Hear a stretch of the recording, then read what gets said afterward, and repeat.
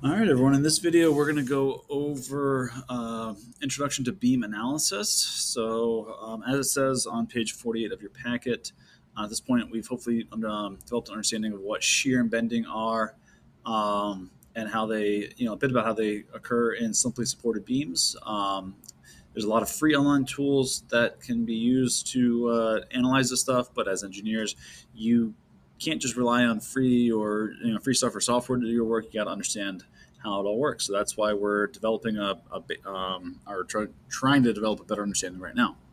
So the primary concept here is this idea of static equilibrium. So a beam in a building or a bridge or wherever it is, you want that to be at equilibrium. So equilibrium meaning like all forces on all sides are the same, and more importantly, you want to be in static equilibrium, meaning not moving. So in any structure for civil engineers, you want to be not moving, and so the idea here is that the sum of the forces in the x direction, horizontal, are zero. That's what this equation here is saying. This is the Greek letter sigma. So the sum of the forces in the x direction are equal to zero. The sum of forces in the y direction equal to zero. And then the sum of the moments about a given point. And we usually, you get to choose your own points, but as you'll see, we'll kind of talk about, point A, point B, stuff like that. And we typically calculate about point A. That's what this means right here. So forces are something that we've talked about for a while. And now, instead of talking about them in terms of tension and compression, we're going to be talking about them in the direction that they act in, usually horizontal or vertical, but you can do things at an angle. You just need a little bit of trigonometry to be able to decompose those into basically horizontal and vertical. There are two types of loads, generally speaking, that we talk about. We have things called point loads or concentrated loads. Those are shown right here on the screen, where you have an arrow, pointing in the direction that the force acts in, and then along with a magnitude or a length of the vector that indicates the magnitude or the size of the force. All right, a concentrated load is assumed to act at a very individual specific point. The different kind of force is what's called a distributed or uniform force. So distributed force is a force that acts over a wide, length of a beam or something like that. It can be variable. It can be uniform. And there's a lot that goes on there. Okay. Another really big thing is the types of supports for a beam. As we've mentioned, the supports really determine the type of beam it is considered. So there are three types of supports. There are roller supports, pinned supports, and fixed supports. So a roller support, they're indicated by a couple different types of images, either a circle, kind of a triangle with a circle on top, or whatever this is. But the concept of a roller support is that the beam can roll back and forth and can rotate about this support, but the support holds the beam vertically stationary. So the support holds up the end of the beam vertically, so it does not move vertically, but it is allowed to move horizontally, so it rolls back and forth and it can rotate. And so when you have a roller support, the only assumed reaction force, meaning the only support, is a vertical force, whether it's vertical up or down. It's only a reaction force that is able to provide vertical support. A pinned support, on the other hand, you see it's a triangle or something like that, usually it's just a triangle. So the concept here is that it's not a roller. This end of the beam cannot roll back and forth or go up and down, so it can't translate side to side or vertical. And as a result, it's preventing the beam from moving side to side, so therefore you have a horizontal force preventing it from moving side to side. It's pinned in place, so it can't move up and down either, but it can rotate. It can freely rotate. Okay, so there's no reaction, a moment reaction, just horizontal and vertical. And then a fixed support. So this is where you have like a cantilever or something like that. And there, think about something being welded in place. So it can't move side to side. It cannot move up and down. And it cannot rotate. So you have three types of reactions. You have a vertical reaction, a horizontal reaction, you have a moment reaction as well, meaning a resistance to twisting or turning. Okay. And so, in order to analyze this, we need to be able to make these equations. So if you look up back up top here on page 50, we had the sum of the forces in the x is 0, sum of the forces in the y is 0, sum of the moments about a given point are 0. That's where our equations come from, and that's where the mathematical analysis comes from. So to apply the concepts of simply supported beams, you have to do the calculations. All right. And so here I'm going to switch over to the packet so we can start making some notes here. All right. And so as I said, this is on page 50 here. So in your packet, you see that we have simply supported beams. We have a pinned, that's a pin joint at A. So again, I labeled this A for you, and then over here we have B. So this is B, and this is a roller joint at B. So over here at A, we have, as I said, a pin joint that prevents this beam from moving up or down. So we're going to have a vertical reaction force at A. So reaction at A, but it's a vertical, so it goes in the y direction. All right, so we're assuming our standard, x, y coordinate plane here. All right, since this is pinned, it can't slide side to side either, so we have another reaction force at A, but it's in the x direction. All right, and then over here, this is a roller joint. Okay, and so we have a reaction force that's like the ground pushing back. It's at B, it's in the y direction. But since this is a roller joint, it can slide this side of the beam can slide side to side. So there is no horizontal reaction force. And also because it's a beam, if this were to rotate, it's free to rotate. Over here, since this is pinned, it is also free to rotate. Okay. And that's kind of what I'm showing down here is we have RAX, R sub AX, R sub AY, R sub BY. All right, so that's how that works. And then if we were to try to develop our three sets of equations, we have our sum of the forces in the x direction. And if you look here, you can see there's only one force pushing side to side. So because if you look at anything else, there's nothing else pushing side to side. The only force that exists is R sub AX. So that's why if the sum of the forces in the x direction are equal to 0, well, all the forces acting in the x direction, the only one is R sub AX is equal to 0. And so very quickly we've determined that while there is the ability to have a horizontal force acting here, there is actually no horizontal force because there's only one, and that one must be equal to 0. All right. If we do the same thing here, but in the y direction now, so now we're looking at forces that are acting up and down. All right. And here, the assumption is that just like in a normal Cartesian coordinate system, up is positive, down is negative. And so just the way the arrows are pointing, we're going to assume that those things are acting in those directions. All right. So if we have the sum of the forces in the y direction equal to 0, well, that means we have R sub AY. That's acting up.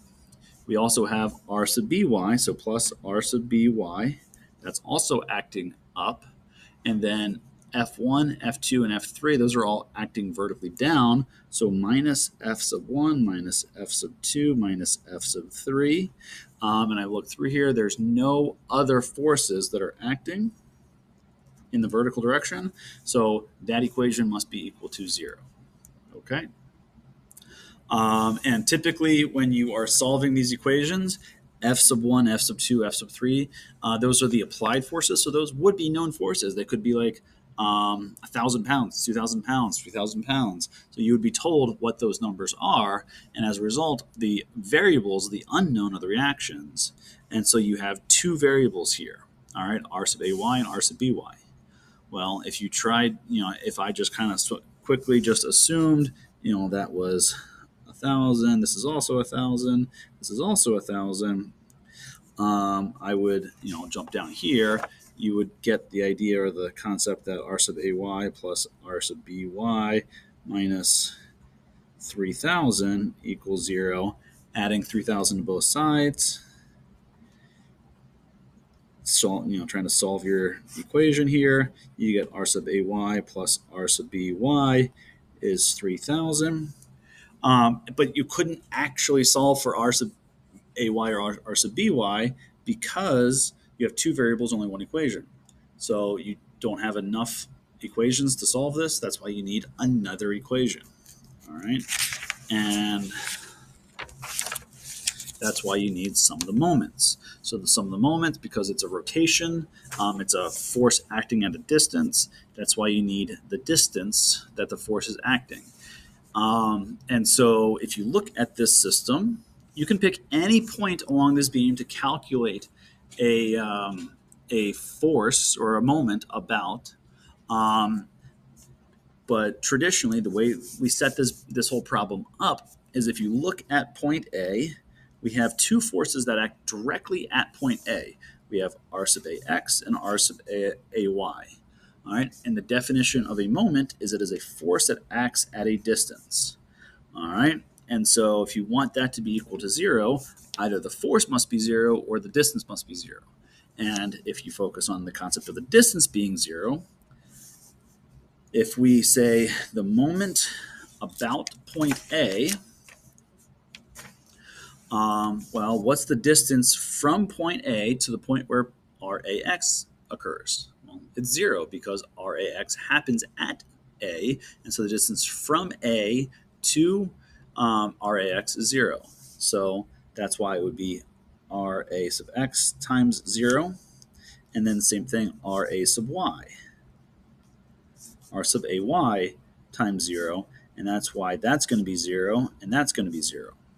And so the only other things we have is the distance from A to F1, which is x1, the distance from A to F2, which is x2, the distance from A to F3, which is x3, and the distance from A to RBY, which is also x3. So with that, that's how we get this equation down here. The sum of the moments, I should say, the sum of the moments about point A is R sub BY, all right, R sub BY, which is the reaction force here, times x3. And then, again, the concept of directionality, a moment that causes, or a twisting that causes a moment, or a moment that causes a rotation that is counterclockwise is considered to be positive. A moment or a rotation that is clockwise is considered to be negative. Engineers just need to make up positives and negatives sometimes, so that way the equations can work out. And that's just one of those things. This also comes from your right-hand rule. Think about, like, if you know anything about physics and your right-hand rule, a counterclockwise rotation means it goes up. That's why you have your X, Y, Z, your vertical Z up out of the page. All right. But that's also why the equation becomes minus F sub 1 times X1. Right. That's the force for F1 acting at a distance of X1. The force of F2 acting at a distance of X2. The force of F3 acting at a distance of F3. All right. So let's actually put this all together and try to solve this. All right. So that's so. Again, F1, F2, F3, those are the applied loads that are each 1,000 pounds. So that's 1,000 pounds, that's 1,000 pounds, that's 1,000 pounds. X1 is 5 feet. This X2 is 10 feet. X3 is 20 feet. All right, so we've done this before where the sum of the forces in the X direction, that's only R sub AX, that's 0. The sum of the forces in the Y direction, that's r sub ay plus r sub by minus f1 minus f2 minus f3. Those are all acting vertically down. The sum of all those is 0. And remember, that's 1,000. So r sub ay plus r sub by minus 3,000 is 0. So r sub ay plus r sub by equals 3,000. Well, I can't solve this, so that's why I go over to my moment equation. And again, we have r sub by acting at 20 feet. So r sub by times 20 feet minus our f1 acting at 5 feet minus our f2, which is 1,000, acting at 10 feet, minus our f3, which is 1,000, acting at 20 feet, and that's equal to 0. Sorry, I'm running out of paper there. So 20 r sub by minus 5,000 minus 10,000 minus 20,000 equals 0. So if I combine these together, I have 20 r sub by minus 35,000 equals 0. So now just solving my equation, adding 35,000 to both sides, you get 20 r sub by equals 35,000, and dividing by 20 on both sides, you get r sub by equals, and I might need to check this on a calculator here. So 35,000 divided by 20 is 1,750. I'm being a little bit sloppy with this work. So some engineering teacher or math teacher would notice that I didn't keep track of my units. Well, the units here, this is 1,000 pounds times 5 feet. And so the units are foot pounds when it comes to a moment. And then the 20 is feet. So I'm dividing by feet. And so the feet divided by feet, that's why the units do end up back into pounds. So r sub by is 1,750 pounds. Okay. All right. Well, what we can do now is take this answer over here and substitute it back. So r sub ay plus 1,750 pounds is equal to 3,000 pounds. All right. And if we subtract 1,750 pounds from both sides, we get r sub ay is, so 3,000 minus 1,750 is 1,250 pounds. All right. So that's the process for solving for our reaction forces. All right. And then the next thing we have to do after all of that is to locate, or both locate and identify what the maximum shear force and maximum bending moment are inside of a beam. All right.